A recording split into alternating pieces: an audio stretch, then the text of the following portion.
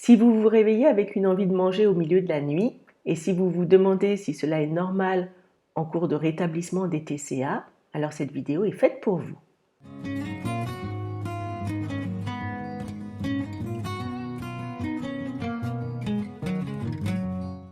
Il est très fréquent d'avoir faim plus tôt le soir et d'avoir envie de manger la nuit quand on se rétablit des troubles alimentaires.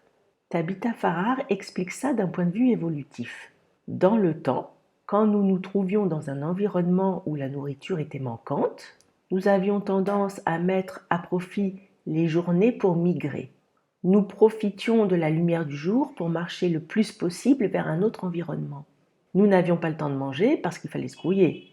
Tandis que la nuit, étant donné qu'il était plus dangereux de se déplacer que pendant la journée, on profitait de ce temps de repos pour manger davantage. Manger la nuit est donc un phénomène tout à fait banal et normal tant que l'on se trouve en déficit énergétique. Personnellement, j'ai eu de terribles faims nocturnes qui ont duré des mois et des mois. C'est quand ma faim extrême s'est calmée que mes faims nocturnes ont elles aussi fini par disparaître. Ces faims peuvent provoquer chez nous un certain sentiment de honte. C'est pour ça que je tenais à faire cette vidéo, pour que vous sachiez que c'est un phénomène normal et que vous n'avez pas à avoir honte. C'est un phénomène qu'il faut accepter comme faisant partie du rétablissement et qu'on peut prendre à la limite avec amusement et avec humour.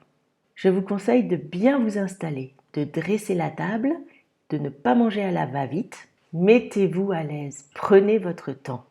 On s'en fout que vous fassiez un repas complet à 2 heures du matin. Prenez entrée, plat, dessert, faites comme si c'était exactement un repas de la journée. Et vous verrez à quel point vous dormirez bien ensuite.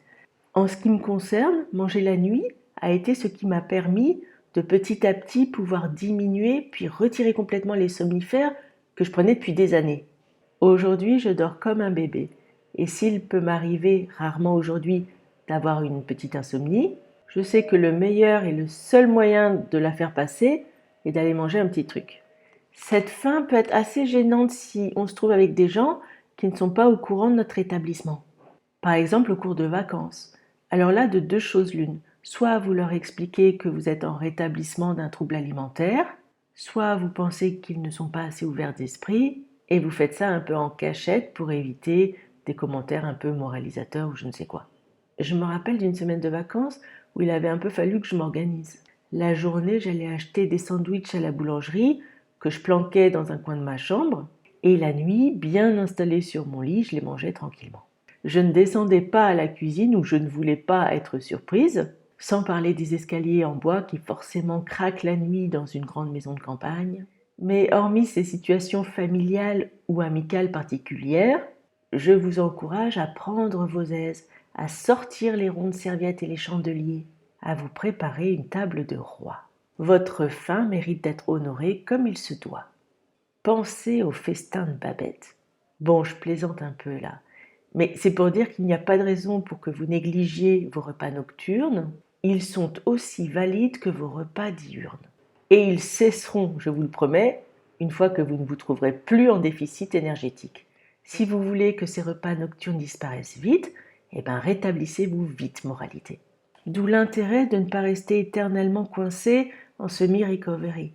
Si on passe son temps à nourrir son corps, puis le restreindre, puis le nourrir, puis le restreindre, ce dernier ne se sentira jamais en sécurité et continuera toujours de vous envoyer des compulsions. Sans parler du fait que plus on lui fait subir des yo-yo au fil du temps, plus notre set point, ou poids de forme, va avoir tendance à augmenter. Donc si on ne veut pas se retrouver avec un poids de forme à l'arrivée qui soit bien au-dessus de ce qu'on avait espéré au départ, il s'agit de ne pas mettre des années et des années à se rétablir. Je vous conseille donc de ne pas traîner en chemin et d'aller droit au but. Plus vous vous rétablirez vite et complètement, plus ce genre d'effets secondaires comme les faims nocturnes disparaîtront vite elles aussi. On a tout intérêt à ne pas tergiverser. Mais d'ici là, profitez bien de vos faims nocturnes. Elles peuvent être vues comme quelque chose de plaisant si on décide de les regarder ainsi.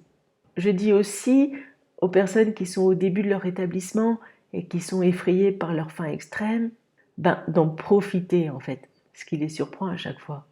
Comme pour vos faims nocturnes, profitez bien de votre faim extrême. Parce que plus tard, quand elle se sera calmée, vous verrez que vous aurez beaucoup moins de plaisir à manger. Au début, quand on mange, quand on a notre faim extrême, on peut dire que c'est tellement délicieux que c'en est quasiment orgasmique. Alors que plus tard, certes, c'est bon, mais c'est plus du tout le même plaisir. On a le droit de profiter des plaisirs liés au rétablissement, c'est pas un péché. Détendez-vous les amis et surtout pas de culpabilité. Tout va bien se passer. Je vous embrasse, j'espère que ça a aidé.